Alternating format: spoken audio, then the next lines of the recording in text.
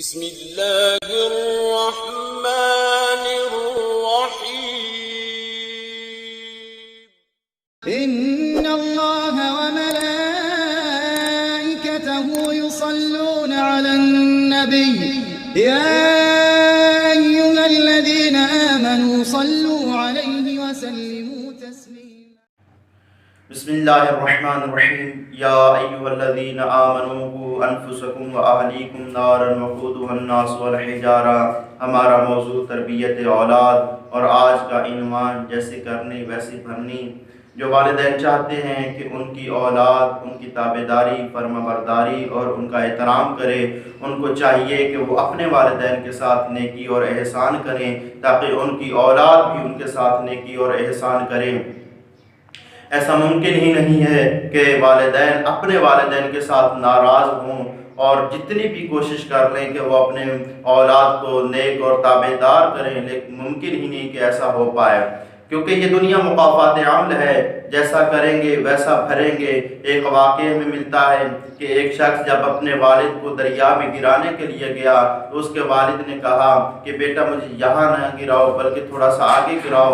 تو بیٹے نے پوچھا ابا جان کیوں آپ یہ کہہ رہے ہیں؟ تو اس نے کہا کہ بیٹا یہیں پہ میں نے کچھ سال پہلے تمہارے دادا کو یہاں پہ پھینکا تھا، اپنے باپ کو یہاں پہ پھینکا تھا۔ بس جیسے ہی اس کے بیٹے نے یہ سنا تو اپنے والد کو واپس لے گیا، یہ کہہ کر کہ ایسا نہ ہو کہ یہ ریت ڈل جائے کہ آج میں اپنے والد کو پھینک رہا ہوں، کل میری اولاد مجھے پھینک دے۔ اسی لیے مولا کائنات علی ابن ابی طالب علیہ السلام ارشاد فرماتے ہیں کہ اپنے والدین کے ساتھ نیکی کرو تاکہ تمہاری اولاد تمہارے ساتھ نیکی کرے۔ اور امام صادق علیہ السلام بھی ارشاد فرماتے ہیں کہ تم اپنے والدین کے ساتھ خوش اخلاقی اور نیکی کے ساتھ پیش آؤ تاکہ تمہاری اولاد بھی تمہارے ساتھ نیکی کرے۔ امام صادق علیہ السلام دوسری جگہ ارشاد فرماتے ہیں کہ والدین کو چاہیے کہ وہ اپنے والدین کے ساتھ سعادت مندی کے ساتھ اور نیکی کے ساتھ خوش اخلاقی کے ساتھ پیش آئیں تاکہ ان کی اولاد بھی ان کے ساتھ سعادت مندی کی طرح پیروی کرے۔ اور برادران محترم، مومنین و مومنات، یہ ضروری ہے کہ ان والدین چاہے زندہ ہوں یا اس دنیا سے رخصت ہو گئے، دونوں صورتوں میں والدین کی اطاعت واجب ہے۔ اگر زندہ ہیں تو ان کے تابعداری کریں، فرما برداری کریں، ان کا حکم بجا لائیں۔ اگر وہ اس دنیا سے چلے گئے ہیں تو ان کے لیے نیک اعمال بجا لائیں، کیونکہ روایات میں لکھا ہے کہ والدین کے مرنے کے بعد بھی اگر اولاد اسے بھلا دے تب بھی وہ آگ ہو سکتی ہے۔ اور رسول خدا صلی اللہ علیہ وآلہ وسلم نے بھی ارشاد فرمایا کہ اچھے شوہر کی عادت یہ ہوتی ہے کہ وہ اپنے والدین کے ساتھ نیکی اور احسان کرتا ہے۔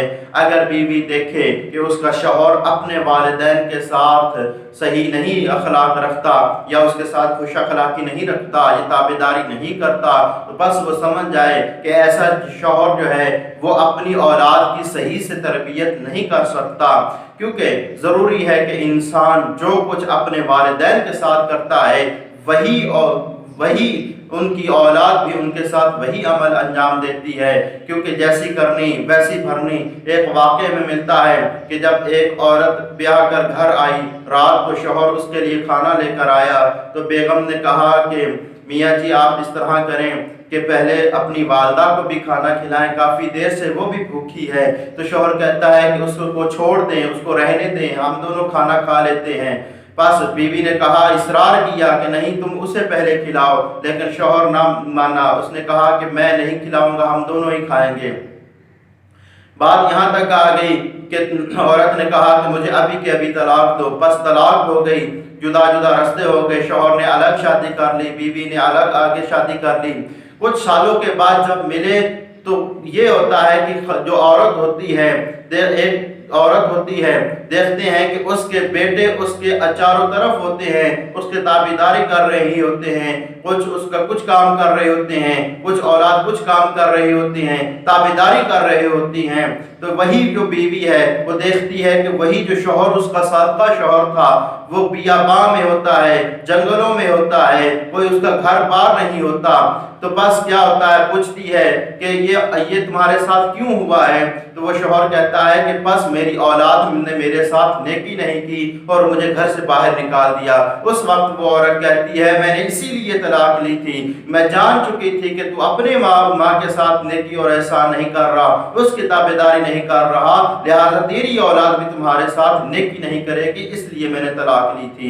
اس لیے تمام مومنین و مومنات سے گزارش ہے کہ اپنے والدین کے ساتھ نیکی کریں تاکہ ہماری اولاد ہمارے ساتھ نیکی اور احسان کرے۔